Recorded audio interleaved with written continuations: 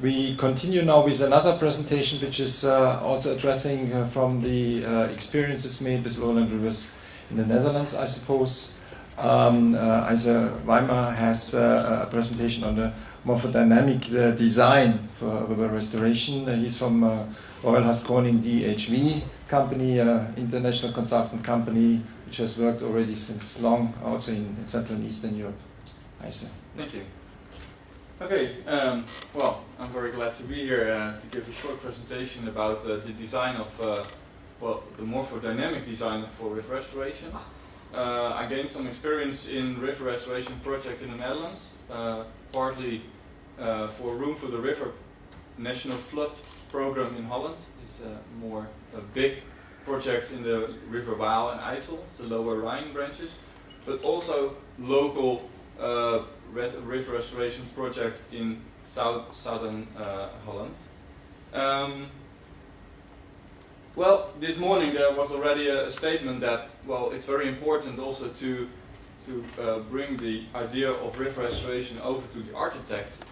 Well, I consider myself as being an architect in river restoration because I am originally a physical geographer and I am making the design of the new cross-section. I'm making the design of the new meandering pattern.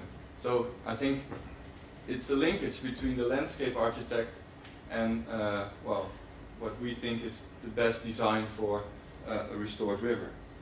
Well, the main objectives for river restoration, we already heard a lot, is the European Water Framework Directive or ecological ambitions.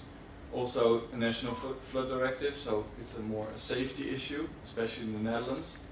But also the improvement of spatial quality, that's very much a hot topic in the Netherlands. So we don't only do restoration for flood or for ecological improvement, but we take the whole package. Well, to my understanding, as a physical geographer and not an ecologist, in order to improve the ecological situation, we also have to look at the physical system and the chemical system.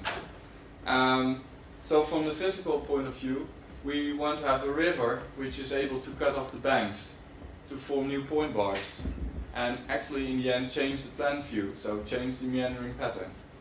But from a chemical perspective, the water quality perspective, we also have to reduce the input of nutrient-rich water from agriculture and sometimes even remove the topsoil such that after inundation there is not a renewed water quality problem in the river. Well, an example of, because I'm now more focusing on the physical state, an example is what I try to do here. I have to check, yeah, it's working. In this scheme I try to explain something, which is if you have a certain discharge, for this discharge, I call it then the design discharge, it corresponds to a certain cross-section. And in this state, I call it the erosion-dominated state, if you have a certain cross-section, then, and you have a certain cross-section with a certain discharge, the discharge is too high for the cross-section, so the river tends to erode the banks and maybe deepen. And gradually, this river is, the cross-section is moving towards, I call it the dynamic equilibrium. On the opposite, if you design a cross-section which is too wide for the discharge, then actually nothing happens because, especially in the Netherlands, there is no input of sediments from upstream because it is all regulated, and then the river tends to grow, and then it was there and it will be there for ages. Well, there is a slight change in the cross-section because also the vegetation has some influence on the flow capacity, but actually in the end nothing happens.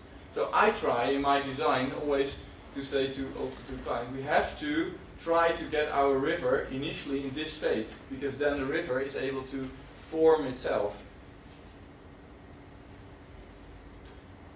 Well, the morphodynamic approach we use actually, it starts with using empirical relationships to derive the cross-sectional,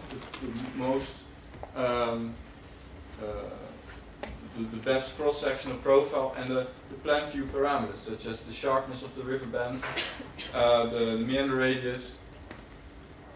With that, we put that in a 1D hydraulic model and try to derive like flow velocities, indicative values of flow velocity. But you can imagine that in a 1D model, which consists of well, a certain length with a width average, depth average, and length average cross of flow velocity, that you get a range of results in the end. So what we do next is we try to put that in a meander migration model to see whether we are able to whether we are able to try to get more to see the dynamics.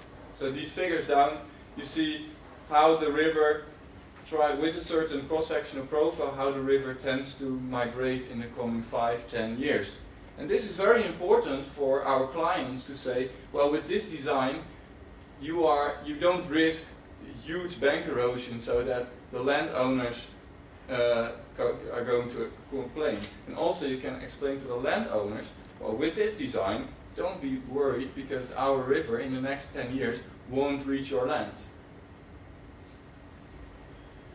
Well, my last sheet, what did we learn actually from all the river restoration projects? Well, I learned a lot because we can try to create this optimum morphodynamic system, but a lot of other factors also influence the success.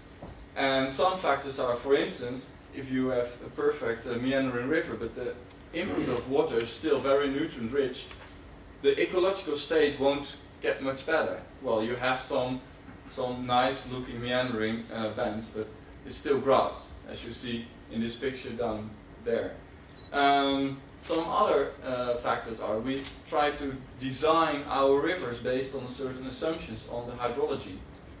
But for one of the rivers I developed a meandering, in summer it's completely dry. So what happened, it grows full of grass, so you see that on the last picture.